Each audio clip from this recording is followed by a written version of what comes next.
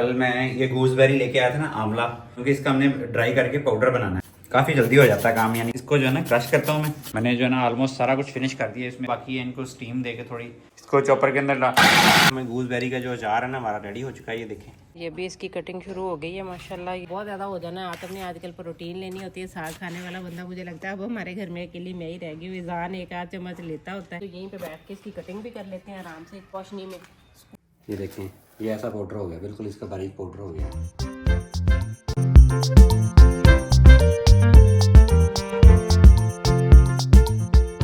अस्सलाम वालेकुम, welcome back हो गया जी आज के व्लॉग के अंदर। अभी जो कल मैं ये गूसबेरी लेके आया था ना, आंवला, इसको जो है ना मैंने कोशिश की है इसकी जो अंदर से गुठलियाँ निकालने की, तो काफ़ी मुश्किल काम था। तो मैंने कहा बजाय इसको गुठलियाँ निकाल के इसको क्रश करना है, क्योंकि इसका हमने ड्राई करके पाउडर बनाना है। तो मैं ये जुगाड़ लगाया, ये देसी सा एक है, इसके साथ जो है ना काफ़ी जल्दी हो जाता है काम। यानी कि लगा हूँ मैं इसको, मैंने कहा इसके आधे जो है ना मैंने इसका पाउडर बनाना है और आधे का अचार डालना है। तो इसको जो है ना क्रश करता हूँ मैं, क्रश करके इसको धूप में फैलाएंगे 3-4 दिन और ये सूख जाएगा। उसके बाद इसको ग्राइंड कर लेंगे, ये पाउडर बन जाएगा। और बाकी के लिए मैंने अचार का मसाला और तेल वगैरह लेके आना है। सरसों का तेल, सरसों के तेल में भी डाल सकते हैं आप, ऑलिव ऑयल में भी डाल सकते हैं, जिसमें आपका दिल चाहे आप डाल सकते हैं। तो वो अचार जो है ना आप किसी भी चीज़ के साथ, बारबेक्यू खाना है आपने, किसी कबाब खाने, उसके साथ आप अचार खाएं जैसे आप नॉर्मल यूज़ करते हैं। ये देखिए इतना टाइम लगता है। वैसे इसका मैंने निकाले थे छिलके 2 दिन के, इसके ऊपर गुठलियाँ निकाली थी, बड़ा मुश्किल काम था। लेकिन ये वाला मुझे आसान लगता है, ये जल्दी हो रहा है और काफ़ी क्वांटिटी मैंने कर ली है। और ये इस तरीके से आप कर सकते हैं। बाकी इनको गुठलियाँ निकाल के, जो आपको इजी लगता है, गुठलियाँ निकाल के इसको ग्राइंडर में या चॉपर में डाल के चॉप करके ट्राई कर सकते हैं। लेकिन मेरे ख्याल में ये ज़्यादा बेहतर है, जल्दी सूख भी जाएगा और पाउडर बनाना भी आसान होगा। अभी जो है ना इसको क्रश कर दिया है। इसके आप देखें इसके अंदर पता नहीं क्या चीज़ होती है। ये क्रशिंग करते करते मेरे हाथों पे आप चेक कर सकते हैं, पता नहीं वाइटनेस सी आ रही है। ये पानी से, साबुन से धोने से भी नहीं गई है। फिर पता नहीं कैल्शियम है इसके अंदर के और कौन कौन से विटामिन भरे हुए हैं। मैंने जो है ना ऑलमोस्ट सारा कुछ फिनिश कर दिया। इसमें से जो आधे हैं ना इनकी छिलके वगैरह जो है ना रिमूव कर दिए और ये गुठलियाँ पड़ी हुई हैं। और ये जो बाकी है इनको स्टीम दे के, थोड़ी हल्की सी स्टीम दे के रखा हुआ है। इसका अचार डालना है। और दूसरे वाला जो है ना वो उसके गुठलियाँ निकाल दी। अब उसको जो है ना क्रश करके सुखाने के लिए ऊपर फैला देना धूप के अंदर, सूख जाएगा। फिर उसका पाउडर बनाएंगे। पाउडर जो है ना फिर बना के उसके बाद आपके साथ शेयर करेंगे कि उसका करना क्या है बेसिकली। ये जो है ना इस तरीके का पाउडर बनाना है।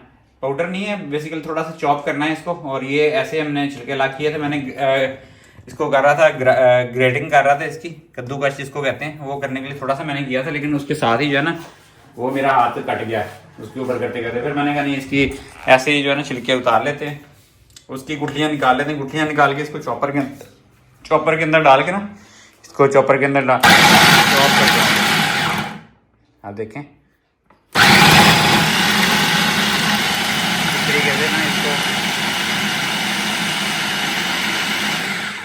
बस ज़्यादा नहीं करना चॉप इसको, आप देख लें जितना कि मुनासिब मेरे ख्याल में हो गया अभी इस तरीके से। क्योंकि इसको सुखाने के बाद इसको फिर ग्राइंड करना आसान हो जाएगा, वरना सूख तो ऐसे भी जाएंगे बड़े बड़े। लेकिन ये बड़ा इसमें बहुत ज़्यादा सख्त होता है, तो ग्राइंडर वगैरह जो है टूट सकता है। तो थोड़ा सा चॉप कर लेंगे तो पहली स्टेज में तो ये बेहतर हो जाएगा। चलें इसी तरीके से बाकी सारे भी ग्राइंड करता हूँ मैं। इसको ग्राइंड करके धूप में सुखाते हैं। सुखाने के बाद इसका पाउडर बना के उसका भी बताएंगे कि ये हेल्थ के लिए क्या क्या बेनिफिट्स हैं। अभी शाम का टाइम है, 5 बजे का टाइम है ऑलमोस्ट। और आज मैं आपको लेके जाऊंगा जहाँ से हम लोग दूध लेते हैं, बिल्कुल प्योर खालस भैंस का दूध है उनके पास माशाल्लाह को 8-10 भैंसें रखी हुई हैं। और उसके जो है ना वो हमारे सामने जो है ना उसकी दूध की जो है वो उसको चुवाई कहते हैं पंजाबी में। तो वो दूध निकालते हैं और सामने ही बगैर पानी लगाए हुए बिल्कुल खालस जो है ना वो डाल के देते हैं। बाकी ऑलिव जो है ना इसको स्टीम दे के, इसको नमक वगैरह हल्दी वगैरह लगा कर रखी है। आमले, इसको अचार को ही कहा मैंने।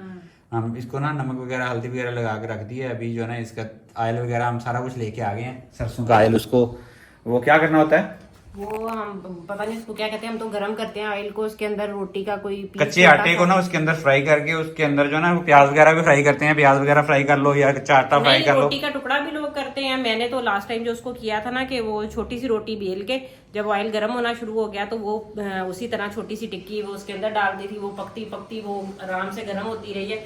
फिर ये उसके अंदर से एक महक आती है ना जो ऑयल की, वो हम लोग तो इस तरह ही करके डालते हैं। पता नहीं बाकी लोग, आप लोग भी बताइए। हाँ, उसको थोड़ा सा करना होता है उसके अंदर जो है ना बेसिकली। बच्चे भी इधर बैठे हुए हमारी बात सुनने, उसके अंदर ना बेसिकली जो उसके फ्री फैटी एसिड्स होते हैं उनको कोई पता नहीं केमिकली उसको जो ना चेन को ब्रेक करना होता है, उसके अंदर जो ना कोई प्रोसेस होता है। आई डोंट नो, मैंने अभी उस पर स्टडी नहीं किया, लेकिन उसके साथ अगर आप फ्राई करें ना तो वो बेहतर हो जाता है खाने के लिए, और उसमें वो स्मेल नहीं आती। वरना आप कच्चे ऑयल को डालेंगे ना इसके अचार के अंदर तो उसमें स्मेल पैदा हो जाती है कुछ अरसे के बाद। तो अभी चलते हैं भैंसों के बाड़े के अंदर, वहां पे मैं आपको दिखाता हूँ लाइव। में खालिस दूध मिलना शुरू हुआ है और माशाल्लाह इतना जबरदस्त दूध था जिसकी हद कोई नहीं है। अभी मैंने इनको कहा, मैंने कहा एक जो घर पे जो आता है ना दूध वाला, उसका हमें ये फायदा है कि हमें जाना नहीं पड़ता, लेकिन वहाँ पे स्पेशल जाना जरूर पड़ता है, लेकिन उसका इतना जबरदस्त वो, और मिल भी वो गाय वाला नहीं रहा हमें ना यहाँ पे भैंस का, और उसकी भलाई वगैरह सारा कुछ बड़ा परफेक्ट है। तो हम लोग तो इस टाइम पे बकायदा बैठ के वेट करें। मैंने इनसे कहा कि अगर आपको मुश्किल लगता है तो मुझे बता दीजिएगा, दूध मैं जाके ले आऊंगी। और वो दूध जो है ना, वो जो हम ग्वाले से लेते हैं उससे ऑलमोस्ट 30 to 40% एक्सपेंसिव है। प्लस ये है कि वो ग्वाला हमें गरा के देता है, इसके लिए हमें एडिशनल जाना पड़ता है। लेकिन इसके साथ ये होगा कि जो भैंस का दूध है ना, उसके अंदर जो बलाई और मक्खन वगैरह निकलेगा, वो हमारा जो हम देसी घी गाँव से जाके लेके आते हैं, पेट्रोल खर्च करते हैं, वो सारा आई होप कि वो कंपनसेट हो जाएगा उसके अंदर। लें जी, ऑलिव कह रहा हूँ मैं, गूसबेरी का जो अचार है ना हमारा रेडी हो चुका है। ये देखें ज़बरदस्त सा अचार हमारा जो है ना, इसको मैं हिला देता हूँ। इसको डाले हुए आज 4-5 दिन हो गए, दिखा नहीं सके आपको।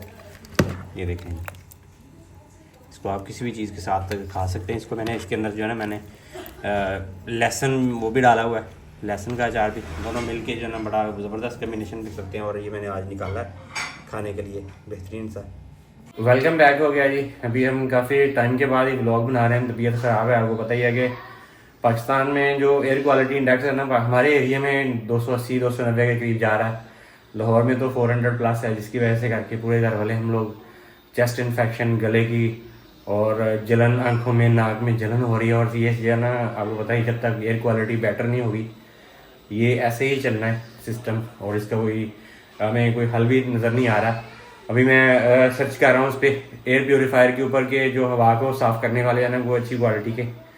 तो अगर आप कोई बंदा यूज़ कर रहा है तो लाजमी हमें रिकमेंड करें कि कौन से वाला बेस्ट है, जिसके फ़िल्टर वगैरह, एक्सेसरीज वगैरह इजीली मिल जाएं। क्योंकि रात को घरों में भी आप जो है ना कमरे बंद करके जो है ना नींद नहीं आती, फिर कमरे खोल के सोते हैं तो घरों के अंदर भी वो हवा सर्कुलेट होती है बाहर वाली। ऐसे फील होता है जैसे किसी ने फुल धुआं, इवन हमने लास्ट टाइम बारबेक्यू भी किया था, उसका धुआं भी इतना खतरनाक नहीं लग रहा था जितना ये वाला धुआं है जो है ना, इतना गंदा और इतना खतरनाक है कि ऐसे लगता है जैसे धुएं के अंदर मिर्चों को जला के किसी ने जो है ना हवा में भेजा हो, इतनी जलन होती है। बंद हुआ है बिल्कुल ऐसे, यही वाला हाल तब से चल रहे हैं। और ये लाजमी आप रिकमेंड करें कोई एयर प्योरीफायर अच्छी कंपनी का पाकिस्तान के हिसाब से, क्योंकि बाहर वाले इम्पोर्टेड तो मिलते हैं लेकिन उनकी एक्सेसरीज नहीं मिलती बाद में।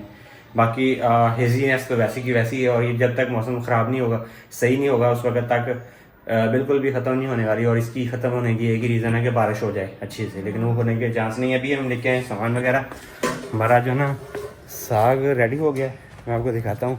उसको जो है ना हमने थोड़ा सा करना है, काटेंगे इसको तो फिर बढ़ना शुरू होगा। ये चेक करें माशाल्लाह, काफ़ी अच्छा 2 टाइप की जो है ना सरसों मैंने लगाई हुई हैं। और ये पालक देखें ज़बरदस्त है। और ये जो है ना हमारे आमले बिल्कुल ड्राई हो गए हैं, इसको भी हमने डाल देना अभी, और इसका पीस के पाउडर बनाना है अभी। हाँ बिल्कुल, ये तो हाथ से हो रहे हैं, हाथ से हो रहे हैं, ये जल्दी हो जाएंगे ग्राइंड में। इसको जो है ना इकट्ठा करके डाल देना हमने, ये फुल ग्राइंड हो करके। और पालक का साइज़ देखें, अभी तोड़नी है ये पालक, एक दफ़ा ना तोड़ने तो ये दोबारा ख़राब हो जाती है। मैं आपको बाकी भी दिखाता हूँ। ये हमारे घर के लिए बहुत ही ज़्यादा है पालक का, आप क्वान्टिटी देखें माशाल्लाह, चेक करें साइज़ देखें इनके पत्तों का साइज़। और ये एक्सट्रीम किस्म के हमारे जो ना आज हम तोड़ते हैं, सारा साग वगैरह बनाएंगे इसको। ये अच्छा होता है, इसमें चिकन वगैरह कोई प्रोटीन वगैरह डालेंगे और फिर खाएंगे इसको। हमारा एक जो है ना बेल हमारी बच गई थी, ये बीन्स होते हैं वाइट बीन्स, उनकी आप देखें कि ये मैंने ऐसी छोड़ दी। मैंने कहा चलो कोई नहीं, क्या करनी, इसके बीन्स देखो लगे हुए। ये भी सर्दियाँ आ गई, हालांकि ये गर्मियों की थी, गर्मियों में कुछ नहीं लगा इसको गर्मी की वजह से, लेकिन सर्दियों में आप देखें कितनी बड़ी बड़ी बीन्स जो है लगी हुई हैं इसको। ये भी इसकी कटिंग शुरू हो गई है माशाल्लाह। ये इतनी सी जगह से ये देखें, ये पालक चेक करें माशाल्लाह, इतनी पालक हो गई है। हाँ, और ये इतनी प्यारी और इतनी नोखेज पालक है ना। पहले हमें लग रहा था कि ये होनी नहीं है, ये मेरे ख्याल में आपने दोबारा लगा दी थी ना, फिर बहुत ज़्यादा हुई है। हाँ दूसरी दफ़ा लगा दी है, दूसरी दफ़ा पे माशाल्लाह बहुत बेहतरीन हो गई। अभी ये तो है सो है, बाकी वहाँ पे भी जो इतनी ज़्यादा है ये भी हमने करनी है। मैं सोच रही हूँ इसको इधर ही साथ ही बैठ के साफ़ भी करके फिर ही ले जाएंगे आराम सुकून से, पे जाके इसकी कटिंग शटिंग हो जाएगी ना।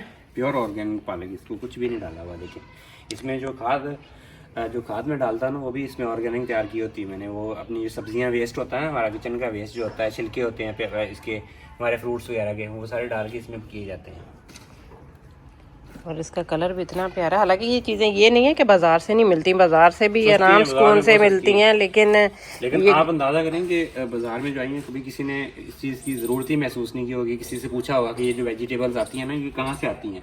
मैंने जब इसकी रिसर्च की ना, जो आजकल ऑफ सीज़न है थोड़ा सा, अभी 1 महीने के बाद तो नॉर्मल साफ़ पानी की चीज़ें भी आनी शुरू हो जाएंगी, लेकिन अभी जो चीज़ें आ रही हैं ना, मोस्टली वो वहाँ की आ रही हैं जहाँ पे गटरों वाला पानी लगता है। मैंने ये आज से 4-5 साल पहले शहर के इर्द गिर्द सर्च की थी।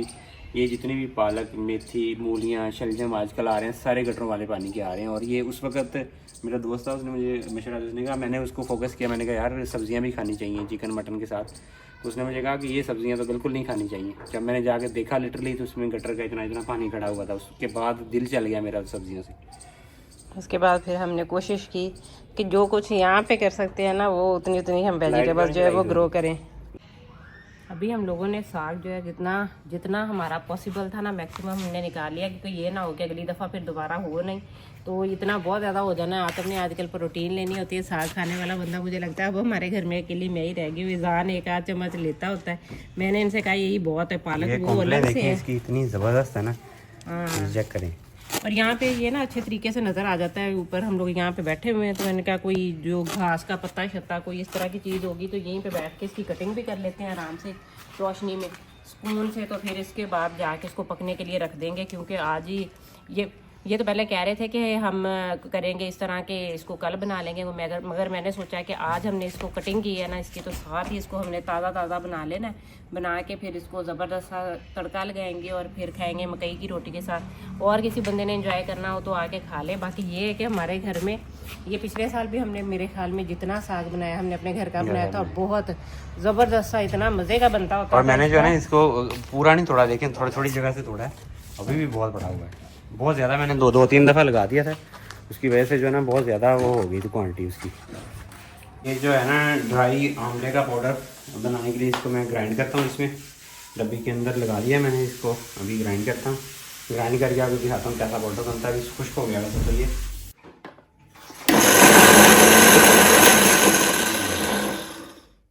अभी जो है ना इसको काफ़ी हद तक मैंने ग्राइंड कर दिया, इसको दिखाता हूँ कैसे का इसका बना है।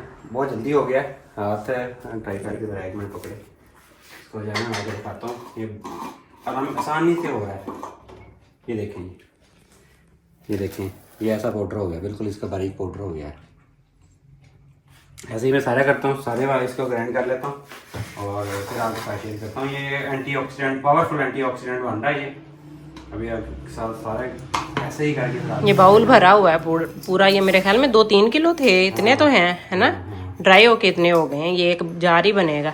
आधा चम्मच काफी हो जाएगा जो इसका यूज करना है। ज्यादा नहीं दिए थे मैंने, पता नहीं अभी कैसे बनते हैं। फर्स्ट टाइम ट्राई कर रहे थे, और ये कि वो खाया पिया भी जाता है इतना कि नहीं, इतनी एफर्ट भी बंदा करे।